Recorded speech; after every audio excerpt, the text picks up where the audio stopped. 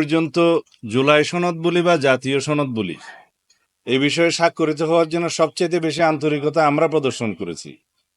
আমরা জাতীয় মূলনীতির ক্ষেত্রে আমরা আমাদের অবস্থান জানিয়েছি, আমরা কি বিষয়ে একমত। আমরা আমরা ৭০ অনুচ্ছেদের ব্যাপারে আমাদের পজিশন জানিয়ে আমরা সেখানে একমত হয়েছি এবং সেটা জাতীয় সনদে অন্তর্ভুক্ত হবে, সবাই সেটা একমত হয়েছে। এবং এরপরে পার্লামেন্টের স্থায়ী কমিটিগুলোতে সভাপতিত্ব দেওয়ার ক্ষেত্রে বিরোধী দলের কাছে সভাপতিত্ব দেওয়ার ক্ষেত্রে আমরা তখন একমত হয়েছে 4টি গুরুত্বপূর্ণ কমিটি সহ। আর আসনের সংখ্যার অনুপাতে যা পাবে বিরোধী দল সেখানে হয়তো 1/3ও আসতে পারে, সেগুলো বিষয়ে আমরা একমত হয়েছি। আমরা প্রধানমন্ত্রীর মেয়াদের ক্ষেত্রে যেটা জীবদ্দশায় বা সারা জীবনে কোনো ব্যক্তি 10 বছরের বেশি প্রধানমন্ত্রী আসনে বহাল থাকবেন না, সে বিষয়ে আমরা একমত হয়েছি।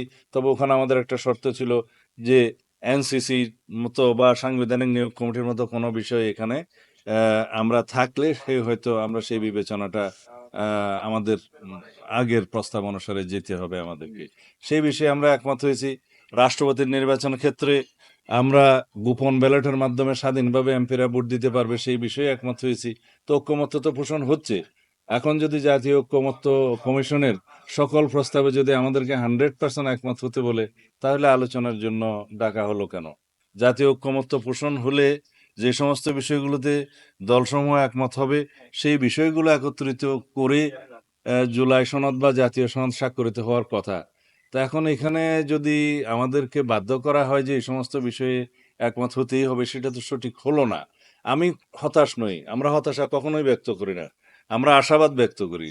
আমরা এই প্রস্তাব দেব যে সমস্ত বিষয়ে দলসমূহ এবং সবাই মিলিয়ে ঐক্যমত্য পোষণ হবে, সেগুলো জুলাই সনদ হিসেবে স্বাক্ষরিত হবে।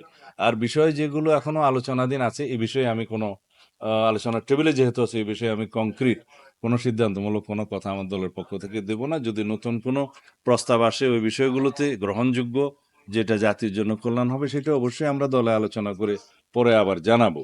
এই হচ্ছে আমাদের বক্তব্য। আপার হাউসে সিম্পল মেজরিটিতে যে কোনো সাধারণ বিল, অ্যামেন্ডমেন্ট মানে কি কনস্টিটিউশন অ্যামেন্ডমেন্ট? কনস্টিটিউশন অ্যামেন্ডমেন্টের ক্ষেত্রে আমাদের কথা আছে, যদি সংবিধানের অ্যামেন্ডমেন্ট 2/3 মেজরিটিতে হয়, তাহলে পরে আমাদের দেয়া প্রস্তাবে, আগের প্রস্তাবে যে আসনের সংখ্যা অনুপাতে ওখানে আমরা আছি।